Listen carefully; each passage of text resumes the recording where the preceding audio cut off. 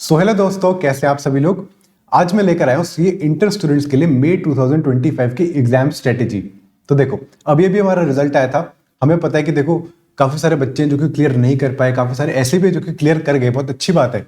लेकिन कुछ ऐसे जो कि क्लियर नहीं कर पाए और वो अभी डीमोटिवेटेड है, उनको थोड़ा सा मोटिवेट करने के लिए मैं ये स्ट्रेटेजी लेकर आया हूँ। क्योंकि देखो, ये एग्जाम्स में ना अगर आपको क्लियर करना है तो आपके पास एक डिटेल्ड एकदम बहुत अच्छा डिटेल्ड आपके पास एक प्लान होना चाहिए, एक स्ट्रेटेजी होनी चाहिए। वो फॉलो करोगे तभी आप सीए एग्जाम्स में कभी भी क्लियर कर पाओगे। तो देखो, इस बार मैं आपके मई 2025 की स्ट्रेटेजी लेकर आया हूँ एंड बहुत ही डिटेल में हम इसको कवर करेंगे। एक एक चीज को हमने बिल्कुल सोच समझ के आपके स्ट्रेटेजी में इसको इंपोज किया है। ठीक है, ध्यान से आपने देखना मेरी बात। वीडियो थोड़ी सी लंबी हो सकती है बट कोई बात नहीं, हम स्ट्रेटेजी की बात कर रहे हैं, थोड़ा सा टाइम हम यहाँ पर इन्वेस्ट कर सकते हैं। तो देखो, अगर मैं बात करूं मई 2025 की, तो आपका जो एग्जाम है ना, आपका पहला एग्जाम है आपका थर्ड मई को आपका पहला एग्जाम है। तो थर्ड से आपके एग्जाम स्टार्ट है। अगर देखा जाए तो अभी लगभग आपके पास 55 डेज आपके पास रहते हैं। अब इन 55 डेज को आपने कैसे यूटिलाइज करना है, हमने इस बात को आज डिस्कस करना है। तो देखो, सबसे पहले आपने ना एक डिसीजन लेना है। डिसीजन क्या? डिसीजन आपका ये होगा कि आपने कौन सा ग्रुप इस बारी आपने देना है। देखो, तीन केसेस हो सकते हैं, ध्यान से देखना, धीरे धीरे बात करेंगे। तीन केस हो सकते हैं, या तो आपने जनवरी में ग्रुप 1 दिया था, या फिर आपने जनवरी में ग्रुप 2 दिया था, या फिर आपने जनवरी में दोनों ग्रुप दिए थे, आपने बहुत ग्रुप दिए थे। तो देखो, अगर मान लो आपने जनवरी में ग्रुप 1 दिया था एंड उसके बाद आपने ग्रुप 2 की तैयारी स्टार्ट कर दी थी। आपने ग्रुप 1 दिया था, ग्रुप 2 आपका रहता था, आपने ग्रुप 1 दिया एंड ग्रुप 2 की तैयारी आपने स्टार्ट कर दी एंड अभी तक जब तक रिजल्ट आया ना तब तक आपकी ग्रुप 2 की तैयारी काफी हो चुकी थी। मान लो आपने 70-80% सिलेबस कर लिया था और आपको कॉन्फिडेंस आ रहा था ग्रुप 2 के अंदर। तो ऐसे केस में ना मैं आपको सजेस्ट करूंगा कि आप ग्रुप 2 ही दो। क्योंकि देखो, आपने इतना टाइम ग्रुप 2 के अंदर आपने इन्वेस्ट कर दिया, अब आप इसमें शिफ्ट करोगे ना ग्रुप 1 में, तो आपको शिफ्ट करने में थोड़ा सा टाइम लगेगा, थोड़ा सा आपको एक्स्ट्रा एफर्ट लगेंगे, आपको यहाँ पर शिफ्ट करने में दिक्कत आएगी। तो मैं बोलूंगा आप ग्रुप 2 ही दो। वैसे सिमिलरली, अगर मान लो आपने ग्रुप 2 दिया था जनवरी में और अब आपका ग्रुप 1 भी रहता था, आपने ग्रुप 1 की तैयारी स्टार्ट कर दी, लेकिन आपको कॉन्फिडेंस आने लग गया, आपने काफी सारा सिलेबस कर दिया, तो आप अब ग्रुप 1 ही देना। ये मेरा आपको सजेशन रहेगा ग्रुप सिलेक्ट करते हुए। अगर आपने एक ग्रुप दिया और दूसरे ग्रुप की आपकी तैयारी स्टार्ट हो गई थी, बहुत अच्छी चल रही थी, तो अब नया वाला ही दो, पुराने वाला छोड़ो, अभी के लिए छोड़ो, अभी नया वाला दो। लेकिन मान लो आपने एक ग्रुप दिया और आपने दूसरे ग्रुप की तैयारी स्टार्ट कर दी, लेकिन अभी ज्यादा नहीं हुई, अभी थोड़ी थोड़ी सी तैयारी स्टार्ट हुई थी, कुछ खास हमने सीरियसली भी लिया नहीं था, हमें पता था कि हम हो सकता है फेल हो जाए। तो ऐसे केस में आपने वही वाला ग्रुप देना है जो कि आपने पहले जनवरी में दिया था। और अगर कोई बच्चा बोथ ग्रुप देता है तो देखो, बोथ ग्रुप वालों के लिए कुछ स्पेशल बात है। देखो, बोथ ग्रुप वालों सुनो, मैं आपसे पूछना चाहता हूं कि आपकी इस बारी की तैयारी कैसी थी। जनवरी में जब आपने बोथ ग्रुप दिए थे तब आपकी तैयारी कैसी थी और अब कैसी है। अगर आपने मान लो कि बोथ ग्रुप दिए थे, उसमें से एक ग्रुप क्लियर हो गया, तो फिर तो जब जो एक ग्रुप बचा आपने वही देना है। अगर मान लो कि आपने बोथ ग्रुप दिए थे, उसमें से एक भी ग्रुप आपसे क्लियर नहीं हो पाया, तो मैं आपसे पूछ रहा हूँ कि अब आपकी तैयारी कैसी है। अब आपकी तैयारी कैसी है? आपका ग्रुप 1 स्ट्रांग है या फिर ग्रुप 2 स्ट्रांग है? जोन सा भी ग्रुप स्ट्रांग है ना, पहले उसकी तैयारी में लग जाओ, पहले उसकी तैयारी में लग जाओ। ग्रुप दूसरा वाला बाद में देखना, पहले जिसकी तैयारी जो पहले स्ट्रांग है, पहले वो वाला आपने स्टार्ट करना है, राइट। तो अगर आपके बोथ ग्रुप हैं, अगर मान लो कि आपका ग्रुप 2 स्ट्रांग है, तो आप ग्रुप 2 की तैयारी पहले करो। अगर आपका ग्रुप 1 स्ट्रांग है तो पहले ग्रुप 1 की तैयारी स्टार्ट करो। अगर आपको एग्जाम फॉर्म भरना है बहुत ग्रुप का तो आप भर सकते हो, वो आपका फाइनल डिसीजन होगा, आपको एग्जाम देने जाना है कि नहीं जाना ग्रुप 2 का। इसलिए मैं कह रहा हूँ जो आपका पहले ज्यादा स्ट्रांग है पहले वो स्टार्ट करो, राइट। अच्छा, एक एक करके ना मैं आपको बताना चाहता हूँ कि देखो, अगर कोई बच्चा ग्रुप 1 दे रहा है, कोई बच्चा ग्रुप 2 दे रहा है, या फिर कोई ग्रुप 3 कोई बोथ ग्रुप दे रहा है, तो ऐसे केस में उसकी क्या स्ट्रेटेजी रहने वाली है, एक एक ग्रुप को लेकर मैं आपके साथ डिस्कस करना चाहता हूँ। आओ करते हैं, चलो मान लो बात करते हैं। सबसे पहले बात करते हैं कोई बच्चा जो कि ग्रुप 1 दे रहा है, और इसकी बात करते हैं, ठीक है। तो देखो, ग्रुप 1 में देखे ना, हमारे पास है टोटल 3 सब्जेक्ट हैं। पहला आपका जो सब्जेक्ट है वो है आपका एडवांस अकाउंट्स, दूसरा आपका सब्जेक्ट है लॉ, और तीसरा आपका सब्जेक्ट है टैक्सेशन। तो टैक्सेशन का सब्जेक्ट ना मैं इसको 2 सब्जेक्ट मानता हूँ। टैक्सेशन का सब्जेक्ट हम लोग भी पढ़ाते हैं, आप चाहो तो हमारी रिवीजन वीडियो चेकआउट कर सकते हो। टैक्सेशन का सब्जेक्ट में 2 सब्जेक्ट मानता हूँ। क्यों? क्योंकि एक होता है इसमें डीटी, एक होता है इसमें आईडीटी। डीटी होता है डायरेक्ट टैक्स, आईडीटी होता है इनडायरेक्ट टैक्स। दोनों काफी अलग होते हैं, दोनों लॉ होते हैं, एक तरह के लॉ होते हैं, लेकिन दोनों काफी डिफरेंट होते हैं। दोनों डिफरेंट होते हैं, इसलिए हमें दोनों को पढ़ने के लिए अलग अलग तरीके से इनको पढ़ना पड़ता है, अलग अलग इनकी हमारी अप्रोच रहती है। तो देखो, अगर मैं बात करूं ग्रुप 1 की, तो आपने किस तरह से टाइम एलोकेट करना है हम देखें, ध्यान से देखें। तो हमारे पास है टोटल 55 डेज, ओनली 55 डेज हमारे पास बचे हैं। अब ध्यान से देखो, मैं आपको 55 डेज में 2 बार आपको रिवीजन कराऊंगा।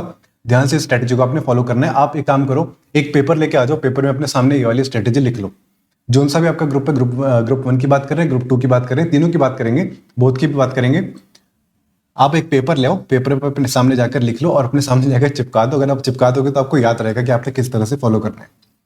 सबसे पहले देखो, सबसे पहले मैं आपको बोलूंगा कि देखो, सबसे पहले आप उठाओ लॉ सब्जेक्ट।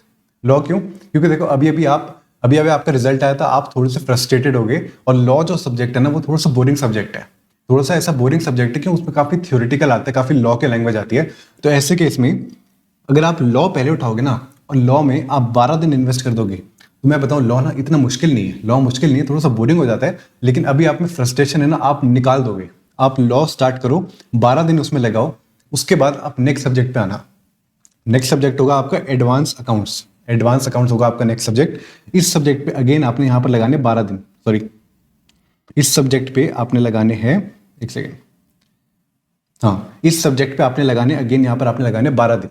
एडवांस अकाउंट्स पे अगेन यहाँ पे अपने 12 दिन लगाने हैं। पहले आपने लगाए लॉ पे 12 दिन, फिर आपने लगाने एडवांस अकाउंट्स पे 12 दिन, फिर आपने करना है टैक्सेशन स्टार्ट। टैक्सेशन के लिए आप एक काम कर सकते हो, हमारी रिवीजन वीडियो देख सकते हो, वो नहीं देखनी, हमारे नोट्स यूज कर सकते हो। हमारे नोट्स में आपको गारंटी दे सकता हूँ, पूरे इंडिया में सबसे बढ़िया नोट्स हमारे हैं इस टाइम पर। इस टाइम पर सबसे बढ़िया नोट्स है, क्योंकि हमने सबसे ज्यादा मेहनत करी अपने नोट्स पे। हमने क्या किया, पूरे के पूरे डीटी को चार्ट में as well as bullet points में डिवाइड कर दिया। एक भी जगह पर आपको पैराग्राफ नहीं दिखेगा और एक भी जगह पर आपको लॉ के लैंग्वेज भी नहीं दिखेगी, राइट।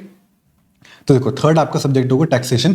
एंड टैक्सेशन में आपको बताऊं, टैक्सेशन में आपको लगाने हैं पूरे 16 डेज, क्योंकि टैक्सेशन सब्जेक्ट सबसे वास्ट सब्जेक्ट है। सबसे ज्यादा मेहनत आपको इसी में करनी पड़ेगी टैक्सेशन सब्जेक्ट में। एक है डीटी, डीटी सबसे बड़ा है, आईडीटी उससे कंपैरेटिवली काफी छोटा है, तो इसलिए मैंने लिखा है डीटी को आप दो 10 दिन और आईडीटी को आप दो 6 दिन, टोटल हो जाएंगे 16 दिन। 16 दिन में आपने अपने टैक्सेशन का पेपर खत्म करना है।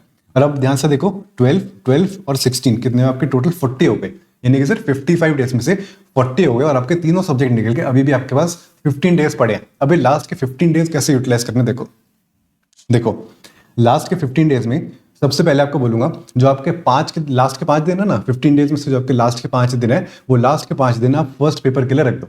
तो फर्स्ट पेपर है आपका एडवांस अकाउंट्स। एडवांस अकाउंट्स के लिए आप लास्ट के 5 दिन यहाँ पर रख दो। उसके पहले बचा आपके 10 दिन। उस 10 दिन में आपने DT, IDT as well as law तीनों को आपने रिवाइज करना है। सबसे पहले आपने उठाने लॉ को आपने 4 दिन में रिवाइज करना है। अब सर यहाँ बोलोगे 4 दिन तो बहुत कम है, तो देखो लास्ट जो आपका डे आएगा ना, जब आपका एग्जाम का डे आएगा, तब आपको 1.5 डे के अंदर भी रिवाइज करना है। उससे पहले अगर आप एक बार 4 दिन में उसको रिवाइज कर लोगे ना, तो आपको पता चल जाएगा कि लास्ट के 1.5 डे में मैंने उसको कैसे रिवाइज करना है, राइट। तो आपने किसी भी तरह यहाँ पे देखना, इससे भटकना मत, किसी भी तरह आपने लास्ट के 4 दिन में अपने लॉ को रिवाइज करना ही करना है। उसके बाद आपने उठाने DT and IDT. DT and IDT दोनों मिलाकर आपने लास्ट के 6 दिन में आपने उसको रिवाइज करना है। उसके बाद बचेंगे 5 दिन। 5 दिन आपने पूरा एडवांस अकाउंट्स को ही डेडिकेट करना है। 5 दिन खत्म होंगे, अगले दिन आपका पेपर आ जाएगा। अब देखो यहाँ पे मैंने डीटी आईडीटी लास्ट में क्यों रखा, अकाउंट से जस्ट पहले क्यों रखा, इसलिए क्योंकि इसके लिए कंसेप्ट ऐसे होते हैं, क्योंकि बच्चे भूल जाते हैं, टाइमली थोड़ा सा टाइम गुजरता है, बच्चे भूल जाते हैं, इसलिए मैंने इसको लास्ट में रखा है। लास्ट में से रखा है ताकि आपका एग्जाम, जो आपका डीटी का एग्जाम आएगा, आईडीटी का एग्जाम आएगा, उससे ज्यादा दूर ना हो। ज्यादा दूर होगा तो आप भूल जाओगे, इसलिए मैंने इसको यहाँ पर रखा है। ये तो हो गई चलो ग्रुप 1 की बात। जो बच्चा ग्रुप 1 दे रहा है उसके लिए हमने ये स्ट्रेटेजी बता दी। अब सवाल आता है कि जो बच्चा ग्रुप 2 दे रहा है उसकी क्या स्ट्रेटेजी रहने वाली, आओ देखते हैं। तो देखो अगर कोई बच्चा ग्रुप 2 दे रहा है, ना, तो मैं बताऊं उसको ना 5 दिन एक्स्ट्रा मिल गए। ग्रुप 2 को 5 दिन एक्स्ट्रा मिल गए, उसके पास लगभग 60 डेज रहते हैं। अब इन 60 डेज को उसने कैसे एलोकेट करना है, आओ देखते हैं। तो देखो ग्रुप 2 की बात करें ना, ग्रुप 2 में उसके पास अगेन यहाँ पर 3 सब्जेक्ट है। पहला सब्जेक्ट है कॉस्टिंग, फिर है उसका ऑडिट, फिर है उसका एफएमएसएम। एफएमएसएम को अगेन हम 2 अलग सब्जेक्ट मानेंगे, एक मानेंगे एफएम, एक होता है हमारा एसएम। एसएम है स्ट्रेटेजिक मैनेजमेंट, एफएम है फाइनेंशियल मैनेजमेंट, आपको तो पता ही होगा।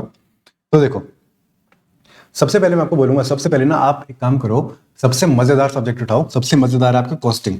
कॉस्टिंग मजेदार इसलिए क्यों है, क्योंकि कॉस्टिंग में ना आपको डिसीजन लेने पड़ते हैं। कॉस्टिंग में आपके क्वेश्चन बड़े इंटरेस्टिंग आते हैं, मुझे तो बड़े अच्छे लगते हैं सब्जेक्ट। तो देखो कॉस्टिंग में आपने लगाने 14 डेज। कॉस्टिंग है आपका बड़ा सब्जेक्ट, आपने लगाने उसमें 14 डेज। 14 डेज में आप पूरा का पूरा कॉस्टिंग एक बार ही खत्म करो। उसके बाद क्योंकि 14 डेज क्यों, क्योंकि सर हमारे पास 60 डेज है, हमारे पास 1-2 दिन एक्स्ट्रा लेने का मौका है as compare to group 1। Group 1 में देखे तो हमने 12 लगाए थे, देखो पहले सब्जेक्ट में। यहाँ पर हम देख रहे हैं कॉस्टिंग। कॉस्टिंग में हम लगा रहे हैं 14 डेज, राइट। सेकंड सब्जेक्ट में आपको बोलूंगा आप उठाओ FM. FM means financial management. इसको मैं साथ में क्यों बोल रहा हूँ, इसलिए बोल रहा हूँ क्योंकि कॉस्टिंग के एंड एफएम के ना कुछ हमारे कंसेप्ट होते हैं जो कि सिमिलर होते हैं।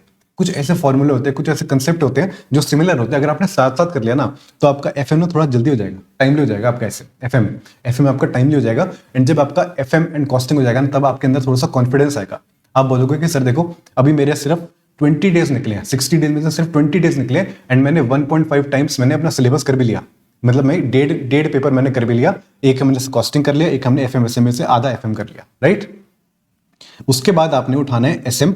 एसएम में अपना थ्योरेटिकल थोड़ा इजी होता है, कोई दिक्कत वाली बात नहीं है। यहाँ पर आप 6 दिन में आपने इसको करना है। 6 दिन में आपने एसएम को निपटाना है सर। इसमें आपने कोई भी आपने इसको रिलैक्सेशन नहीं देनी कि नहीं चलो 2-3 दिन एक्स्ट्रा ले लेता हूँ। 2-3 दिन के चक्कर में आपका पूरा का पूरा लास्ट की रिविजन रह जाएगी, राइट।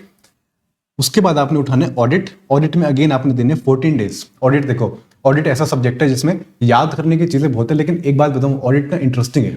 अगर आपने किसी अच्छी जगह से पढ़ा है, लाइक अगर आपने सर नीरज सर से पढ़ा है, नीरज सर बहुत अच्छा पढ़ाते हैं, मैं भी उनसे पढ़ा हूँ। अगर आपने नीरज सर से पढ़ा है तो मैं आपको बता रहा हूँ, आपको ऑडिट याद हो चुका होगा पहले से। तो देखो ऑडिट में आपने लगाने अगेन यहाँ पर 14 डेज। 14 डेज में अगर आपने ऑडिट कंप्लीट कर लिया तो आप देखोगे आपके पास कितने 14 + 6 20 प्लस अगेन 20, यहाँ पर आपके 40 डेज कंप्लीट। 40 डेज कंप्लीट, 60 में से 40 कंप्लीट हो गए एंड आपका पूरा सिलेबस कंप्लीट हो गया, राइट। 20 दिन आपके पास बचे। अगेन जो आपका पहला सब्जेक्ट होगा कॉस्टिंग को आपने लास्ट के 6 दिन देने ही देने। कॉस्टिंग को लास्ट के 6 दिन देने हैं। उसके पहले के आपके बचे 14 डेज। 14 डेज में क्या करना है, सबसे पहले उठाओ एफएमएसएम। एफएमएसएम को इस बार कोशिश करो कि 7 डेज के अंदर कंप्लीट करना है। 7 डेज के अंदर सर करना है क्योंकि लास्ट के 1.5 डेज में भी आपने करना ही है, वहां पे भी आपने 100% ही कंप्लीट करना है। तो उसकी तैयारी के लिए पहले देखो कि 7 डेज में आप कैसे कर पाते हो। उसके बाद आपने उठाने ऑडिट। ऑडिट में आपने अगेन यहाँ पर ऑडिट को भी आपने 7 डेज के अंदर कंप्लीट करना ही करना है। अगेन वही बात है, लास्ट अभी 7 डेज में करोगे तभी लास्ट के 1.5 डेज में भी कर पाओगे। इसके बाद देखते हैं कि सर अगर कोई बच्चा बोथ ग्रुप दे रहा है तो उसने क्या करना है। तो मैं आपको एक बात बताऊं, अगर कोई बच्चा बोथ ग्रुप दे रहा है तो ये उसने एक बहुत टफ डिसीजन लिया है। मैं उसकी रिस्पेक्ट करता हूं, लेकिन एक बात है, उसको ना काफी सारी चीजें त्यागनी पड़ेंगी। उसको अपनी मौज मस्ती त्यागनी पड़ेगी, उसको ज्यादा नंबर ऑफ आवर्स इन्वेस्ट करने पड़ेंगे, राइट।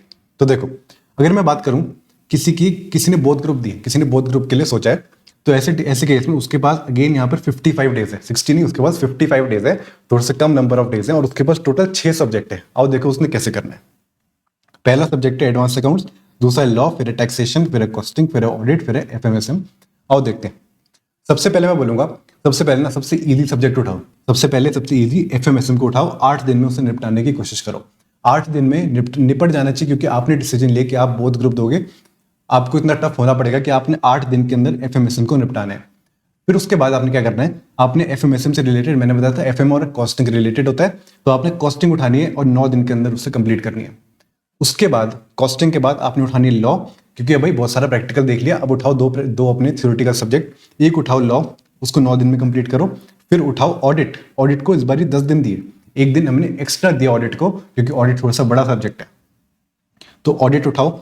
उसके बाद देखो टैक्सेशन उठाओ। टैक्सेशन अगेन में यहाँ पर आपको लास्ट में जस्ट बिफोर एडवांस अकाउंट तो आपने बिल्कुल लास्ट में करना ही करना है, क्योंकि भाई लास्ट आपका पहला पेपर है, तो एडवांस अकाउंट्स आपने पहले करना है। उससे जस्ट पहले मैं आपको टैक्सेशन इसलिए करा रहा हूँ ताकि आपको टैक्सेशन के प्रोविजन लास्ट डे तक याद रहे। क्योंकि देखो आपने बहुत ग्रुप देने, आपको हो सकता है आपसे मल्टीपल टाइम्स रिविजन ना हो पाए, तो आपने क्या करना है, जो टफ सब्जेक्ट है जैसे टैक्सेशन हो गया, थोड़ा कॉम्प्लेक्स है, मैं चाहता हूँ कि ये आपको लास्ट डे पर, अब अगर आप इसको अपनी रिवीजन से पहले करोगे, फर्स्ट सब्जेक्ट से पहले करोगे, तो आपको ये याद रहेगा, राइट। ये हो गया आपके total 55 days.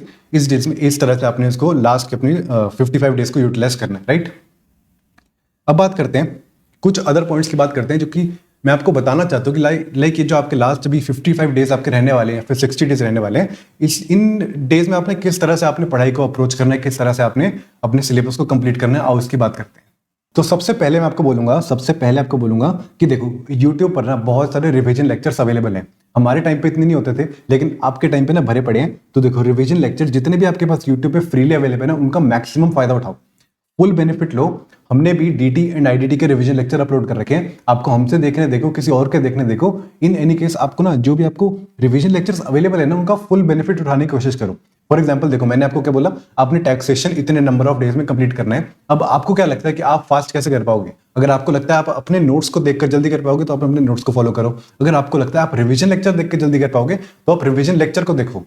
In any case आपने उतने नंबर ऑफ डेज में अपने सब्जेक्ट को कंप्लीट करना है, फिर चाहे वो रिवीजन लेक्चर से देख के हो या फिर कैसे हो। बस ये है कि आपको कंसेप्ट आपके दिमाग में घुसना चाहिए। सिंपल सी बात है, फर्क नहीं पड़ता कैसे जा रहा है, पढ़ के जा रहे हैं या फिर आपको रिवीजन वीडियो देख के जा रहे हैं, फर्क नहीं पड़ता, कंसेप्ट आपके दिमाग में घुसना चाहिए। तो देखो, take full benefit of revision lectures. और हाँ, ध्यान रखना आप उन टीचर्स के पास जाओ जो कि आपके सब्जेक्ट को ना ईजी बनाए।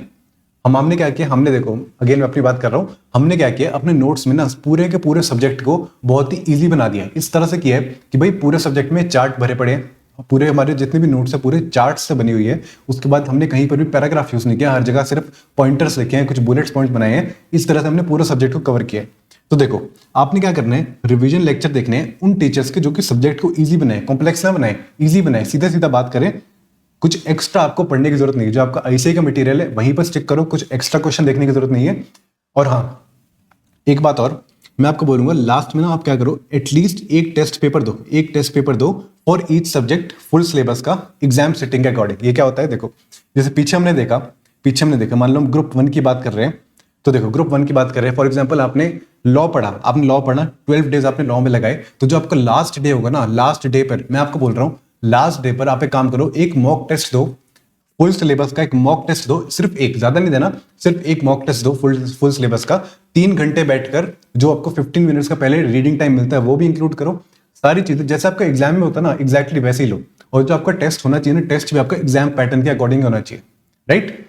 ये सब आपने करना है। एक आपने हर सब्जेक्ट का एक पेपर एटलीस्ट देना ही देना है। डीटी आईडीटी का आप एक कंबाइंड पेपर दोगे, जैसे आपका एग्जाम में होता है ना, बिल्कुल वैसे ही 100 मार्क्स का, वो अगेन 30 मार्क्स के एमसीक्यू, 70 मार्क्स का डिस्क्रिप्टिव, बिल्कुल वैसे आपने एक फुल पेपर देना है हर सब्जेक्ट का, as per ICI pattern, right. Next हमारा पॉइंट ये कहता है कि देखो, हाँ तो ये देखो, ये इंपॉर्टेंट पॉइंट है, ये कहता है कि देखो फर्स्ट टाइम आप रिवीजन करोगे ना, जब आप फर्स्ट टाइम रिवीजन करोगे तब आपने क्या करना है, उन क्वेश्चंस को आपने सिलेक्ट कर लेना है जो कि आपने सेकंड रिवीजन में देखने हैं। आपने क्या करना है, फर्स्ट टाइम आप रिवीजन कर रहे हो, मान लो आप पीजीबीपी पढ़ रहे हो, पीजीबीपी पढ़ते हुए आपको लगता है कि यार ये क्वेश्चन इंपॉर्टेंट है, ये ऐसा क्वेश्चन है जिसमें बहुत सारे कंसेप्ट एक साथ कवर हो रहे हैं, उसको आपने टिक कर लेना है सेकंड रिवीजन के लिए। सेकंड रिवीजन पे आपने उन क्वेश्चंस को देखने, ज्यादा नहीं देखने। जब आप सेकंड रिवीजन देखोगे ना, फर्स्ट टाइम करोगे फिर सेकंड टाइम करोगे, सेकंड टाइम के लिए आपने फर्स्ट टाइम में ही उसके क्वेश्चंस को आपने सिलेक्ट करके रख लेना है, राइट। नेक्स्ट देखो, जब आप सेकंड रिवीजन करोगे ना, तब आप फर्स्ट वाले देखोगे, जो आपने क्वेश्चन सिलेक्ट करे थे वो देखोगे, राइट। उसके बाद जब आप सेकंड रिवीजन करोगे तब आपने देखना है कि जो मेरे लास्ट के 1.5 डेज होंगे ना, उसकी आपने प्लानिंग करके चलनी है, उसकी प्लानिंग आपने जरूर करके चलनी है। क्योंकि सर देखो मैं बताऊं, in most of the cases यही होता है कि बच्चों को ना कंसेप्ट पता होता है लेकिन भूल जाते हैं, लास्ट के 1.5 डेज में उसको रिवाइज नहीं कर पाते। उनको कंसेप्ट आता होता है, रिवाइज नहीं कर पाते एंड हेंस एग्जाम में लिख भी नहीं पाते, राइट। तो आपने यही करना है कि सेकंड रिवीजन में लास्ट के 1.5 डेज की तैयारी करके चलनी है। Make sure to plan last 1.5 days, कि लास्ट 1.5 डेज में आपने कौन से टॉपिक कहाँ से कवर करने हैं, कौन सा मटेरियल आपने यूज करना है, कौन से आपने क्वेश्चंस देखने हैं लास्ट के डे पर, ये चीज आपने अपनी सेकंड रिवीजन में करके चलनी है। अच्छा एक चीज और, आपका स्टडी टारगेट कितना चाहिए रहना चाहिए कि सर कितने घंटे हमें पढ़ना चाहिए डेली। देखो मैं बोलूंगा, अगर आप सिंगल ग्रुप दे रहे हो तो आप कम से कम 8 से 10 घंटे तो पढ़ो, इससे ज्यादा आपको करने की जरूरत भी नहीं है। लेकिन एक चीज का ध्यान रखना, अगर आप 8 से 10 घंटे पढ़ रहे हो तो ये 8 से 10 घंटे बहुत इफेक्टिव होने चाहिए आपके। ऐसा नहीं कि सर 8 से 10 घंटे पढ़ रहे हैं एंड साथ में हम मोबाइल फोन लेके बैठे हैं या फिर म्यूजिक सुनते सुनते अकाउंट्स पढ़ रहे हैं, नहीं, ये भी नहीं करना। फुल कॉन्सेंट्रेशन से करना है। 8 से 10 घंटे मोर देन इनफ है, इससे ज्यादा करने की जरूरत भी नहीं है। अगर कोई इससे ज्यादा करता है तो वो टाइम पास करता है बीच में, राइट। दूसरी बात, अगर कोई बोथ ग्रुप देता है तो उसको बोलूंगा 10 से 12 घंटे। देखो आपने डिसीजन लिया बोथ ग्रुप्स का, तो अब आपको 10 से 12 घंटे तो एटलीस्ट यहाँ पर पढ़ना ही पड़ेगा। पढ़ोगे तभी आपका इतने दिन में कंप्लीट हो पाएगा सिलेबस, 6 के 6 सब्जेक्ट। नेक्स्ट देखो, अच्छा एक चीज, ये जो मैंने पूरी आपको स्ट्रेटेजी बताई है ना, ये मैंने अज्यूम करके चला है कि आपने पहले एक बार पूरा सब्जेक्ट कंप्लीट कर रखा है। अगर कोई बच्चा है जो पहली पढ़ ही नहीं रखा, जिसने मान लो कोई सब्जेक्ट ही पहले नहीं पढ़ रखा, तो वो बंदा ये वाली स्ट्रेटेजी फॉलो ना करे, राइट। अच्छा नेक्स्ट हमारा पॉइंट है कि no need to take classes again. देखो अगर आपने क्लासेस ले रखी है ना, और अगर कोई आपको आके बोलता है कि नहीं मेरी क्लासेस ले लो, मैं आपको रिवीजन करा दूंगा लास्ट में, तो उसको मना कर देना उसको मना कर देना कि देखो हमने क्लासेस ले रखी है, दोबारा से हमें कुछ भेजने की कोशिश ना करिए, ठीक है। नेक्स्ट देखने की अपनी बुक्स को ना कंसिस्टेंट रखो। देखो जो आपके बुक्स हैं, आपने क्या किया, आपने एक बार अपने बुक से पढ़ लिया, आपने उससे पढ़ लिया, आपको समझ आ गया कि यार बुक में ना आपका माइंड मैप बन गया, आपको समझ आ गया बुक में कौन सी चीज कहाँ लिखी है, आपको सारी चीजें पता है। प्लस आपने थोड़ी बहुत मार्किंग भी करी होगी, खुद आपने अपने पेन से लिखा होगा, अपनी लैंग्वेज में लिखा होगा। तो एक काम करना है, अपनी बुक्स को ना कंसिस्टेंट रखना है। अगर जो आप अपनी बुक्स अपने फर्स्ट रिवीजन में पढ़ रहे हो, या तो आप उसको बिल्कुल एंड तक ले जाओ। जैसे फॉर एग्जांपल मान लो आपने कोई क्लास ली थी किसी टीचर से आपने क्लास ली थी, आपको उसके नोट्स कंफर्टेबल लगते हैं, आपको अच्छे लगते हैं उसके नोट्स, तो एक काम करो उसके नोट्स पे ही चलो एंड तक लास्ट डे तक जो आपका 1.5 डे आएगा वहां पर भी आपने उसी नोट से करना है। अगर कोई आपको बोले नहीं हम आपको अपनी समरी बुक पकड़ा रहे हैं या फिर हम आपको अपनी पॉकेट बुक पकड़ा रहे हैं, तो उसको इग्नोर कर देना, राइट। अपनी बुक्स को कंसिस्टेंट रखना है। और अगर मान लो आपको अपनी पुरानी बुक्स पसंद नहीं आती, तो आप एक काम कर सकते हो, मेरे नोट्स देख सकते हो। मेरे नोट्स में आपने लेकिन एक चीज का ध्यान रखना, अगर आप मेरे नोट्स से कंफर्टेबल हो गया आपने तभी पढ़ना है। मेरे नोट्स वैसे तो मैंने बहुत मेहनत करी नोट्स में, लेकिन फिर भी अगर आप उसमें कंफर्टेबल हो आपने तभी पढ़ना है। मेन हमारा पर्पस ये है कि आपका एग्जाम क्लियर होना चाहिए। अच्छा, नेक्स्ट हमारा पॉइंट आता है इंपॉर्टेंट, ये हमारा एबीसी एनालिसिस। ये क्या होता है? देखो देखो हम क्या करते हैं, ये चीज मैं अपना सीए फाइनल में सीखा था कि हमें ना एबीसी एनालिसिस फॉलो करना चाहिए। क्या होता है, हम क्या करते हैं, पूरे सिलेबस को ना कैटेगरी ए, बी और सी के अंदर डिवाइड करते हैं। कैटेगरी ए में ऐसी टॉपिक्स आते हैं जो कि हर बार आते हैं एंड जिनको कवर करना आसान होता है। मैं आपको डीटी का, आईडीटी का, हम आपको प्रोवाइड कर देंगे। डीटी एंड आईडीटी के हम आपको एबीसी एनालिसिस प्रोवाइड कर देंगे। तो देखो, कैटेगरी ए में आते हैं ऐसे टॉपिक्स जो कि बहुत आसानी से कवर हो जाते हैं एंड जो बहुत ज्यादा मार्क्स के आते हैं। कैटेगरी बी में आते हैं ऐसे टॉपिक्स जो कि ऑल्टरनेटिवली आते हैं, लेकिन आते हैं तो फिर अच्छे नंबर के आते हैं, लेकिन इनको कवर करने में टाइम लगता है। एंड कैटेगरी सी में ऐसे टॉपिक्स आते हैं जो कि कभी भी नहीं आते, कई आपकी बहुत बुरी किस्मत चल रही है तो शायद चल कर आ जाए, लेकिन वैसे नहीं आते। तो ऐसे हमने क्या करना है, हमने ना एबीसी एनालिसिस ढूंढना है। देखो, टैक्सेशन का तो हम आपको प्रोवाइड कर देंगे, बाकी सब्जेक्ट्स का आपके रिस्पेक्टिव जो आपके टीचर है वही आपको प्रोवाइड करेंगे। नहीं करते तो आपको यूट्यूब पर बहुत सारे फ्रीली अवेलेबल आपको हो जाएंगे, कोई दिक्कत वाली बात नहीं है। एबीसी एनालिसिस के अकॉर्डिंग आपने तैयारी करनी है। आपकी जो फर्स्ट रिवीजन होगी वो भी आपकी एबीसी एनालिसिस के अकॉर्डिंग होगी, आपकी जो सेकंड रिवीजन होगी वो भी इसके अकॉर्डिंग होगी, एंड आपकी जो लास्ट के 1.5 डेज की रिवीजन होगी वो भी आपकी इसके अकॉर्डिंग ही चलनी चाहिए। एबीसी एनालिसिस बहुत इंपॉर्टेंट होता है हमारे सी एग्जाम्स में, क्योंकि हमारा सिलेबस बहुत ज्यादा होता है, राइट। लास्ट पॉइंट ये, plan your last day revision from the first day. देखो, आज है हमारा फर्स्ट डे, राइट। आज या कल जब से भी आप स्टार्ट करोगे पढ़ना, यही है आपका फर्स्ट डे। आपने क्या करना है, अपना लास्ट डे आपने रिवाइज कैसे करना है, उस चीज की प्लानिंग आपने आज से ही करके चलनी है। अगर आज से प्लानिंग करके चलोगे कि भाई लास्ट डे में कैसे रिवाइज करना है, तभी लास्ट डे में बहुत अच्छे से आप उसको रिवाइज कर पाओगे। अच्छा, एक दो पॉइंट आते हैं, ये सब्जेक्ट स्पेसिफिक पॉइंट है। देखो ये क्या कहते हैं, हाँ, ये पॉइंट कहते हैं कि देखो, कॉस्टिंग है ना, कॉस्टिंग एंड एफएम ऐसे सब्जेक्ट है जिसमें ना बहुत सारे फॉर्मूला आ जाते हैं। तो मैंने क्या किया था, जब मैं आपके जितना था, तो मैंने क्या किया था, मैंने एक फॉर्मूला शीट बना ली थी अपनी। मैंने क्या किया, एक 3-4 पेज लिए, उस पर मैंने सारे के सारे कॉस्टिंग के एंड सारे के सारे एफएम के अपने फॉर्मूले लिख लिए। तो देखो, कॉस्टिंग एंड एफएम के ना आपको एक फॉर्मूला शीट बनानी चाहिए। फॉर्मूला शीट बहुत काम आती है, मेरे एग्जाम में भी बहुत काम आई थी। मेरे को सारे फॉर्मूले इसी की वजह से याद रहे थे, क्योंकि ना कॉस्टिंग एफएम में फॉर्मूले याद करना थोड़ा सा टफ हो जाता है। एक फॉर्मूला शीट बनाना, उसको कम से कम 4-5 बार आप रीड करना, आपको सारे याद हो जाएंगे। अच्छा, एडवांस अकाउंट्स में ना आपने कोशिश करनी है कि as many questions as possible आपने सॉल्व करके देखने हैं, हाथ से सॉल्व करने हैं। फॉर्मेटिंग की चिंता मत करना, बिल्कुल भी कोई फर्क नहीं पड़ता फॉर्मेटिंग से, एग्जाम में भी नहीं पड़ता। लेकिन एग्जाम में ध्यान रखना, एक चीज आपकी क्लियर होनी चाहिए, आपकी राइटिंग क्लियर होनी चाहिए। ऐसे फॉर एग्जाम्पल आपने क्या किया, आपने एक ऐसे बैलेंस शीट बना दी, आपने यहाँ पे लिखे एसेट्स, यहाँ पे लिखी लाइबिलिटीज, और यहाँ पर आपने लिख दिया ऐसे, यहाँ पे ऐसे लिख दिया बैंक अकाउंट। बस आपका इतना काफी है, इससे ज्यादा कोई फॉर्मेटिंग करने की जरूरत नहीं है, ना ही कोई आपको स्केल से कोई लाइन खींचने की जरूरत है, कोई कुछ भी ऐसा करने की जरूरत नहीं है। सिंपल वो चाहते हैं कि आपके ना कंसेप्ट क्लियर हो। ऐसे कि एक्सपेक्टेशन यही है कि आपके ना कंसेप्ट क्लियर हो, आपको सारी चीजें अंडरस्टैंडिंग हो, आप सारी चीजें आपको समझ आती हो। ये उनकी इंटेंशन होती है आपको सी इंटर में आपको पढ़ाने की, राइट। इस तरह से आपने क्वेश्चंस को सॉल्व करना है। नेक्स्ट लास्ट हमारा पॉइंट आता है, सबसे लास्ट ये पॉइंट कहता है कि देखो, टैक्सेशन और लॉ ऐसे सब्जेक्ट हैं जहां पर ना बहुत सारे बच्चे मुझसे पूछते हैं कि सर क्या हमें यहाँ पर सेक्शन नंबर याद करने की जरूरत है। तो देखो, मैं आपको बताऊं, कोई भी जरूरत नहीं होती सेक्शन नंबर याद करने की। सेक्शन नंबर कभी भी याद करना नहीं होता लॉ जैसे सब्जेक्ट में, चाहे आपका कॉर्पोरेट लॉ हो, चाहे आपका आईडीटी हो, चाहे आपका डीटी हो, आपको कभी भी सेक्शन नंबर याद करने की जरूरत नहीं है। अगर आपको याद हो जाता है तो बहुत अच्छी बात है, याद नहीं होता तो कोई जरूरत नहीं है। आपको प्रोविजन याद करने हैं, आपको वो जो कंसेप्ट लिखे हैं वो याद करने हैं, उसके अलावा आपको कुछ देखने की जरूरत नहीं है। एंड मान लो कि अगर आपका कोई क्वेश्चन आता है तो आपने कैसे लिखना है, देखो मैं आपको बताता हूँ। अगर मान लो आपका कोई डीटी की बात करें, डीटी में आपका कोई थ्योरेटिकल क्वेश्चन आ गया तो आपने कैसे लिखना है।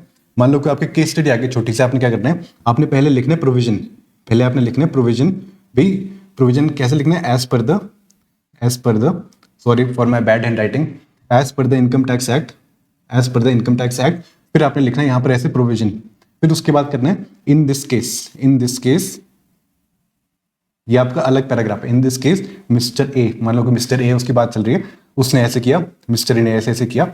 उसके बाद आपने करना है, यहाँ पे ऐसे लिखना है, सॉरी एक सेकेंड, यहाँ पे ऐसे लिखना है कंक्लूजन। कंक्लूजन क्या है? कंक्लूजन क्या है कि ये देखो, mister A is not a resident. मान लो कि हम रेजिडेंशियल स्टेटस की बात कर रहे हैं। इस तरह से आपने क्वेश्चन को सॉल्व करना है। कहीं पर भी कोई भी सेक्शन लिखने की जरूरत नहीं है, चाहे आपको सेक्शन याद भी हो।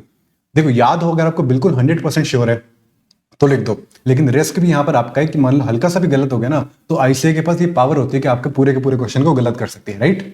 तो ये कुछ पॉइंट्स थे जो मैं आपसे बात करना चाहता था, आपकी स्ट्रेटेजी आपको बनाना चाहता था। चलो मिलते हैं आपसे अगली वीडियो में। All the best for your exams. Thanks for watching.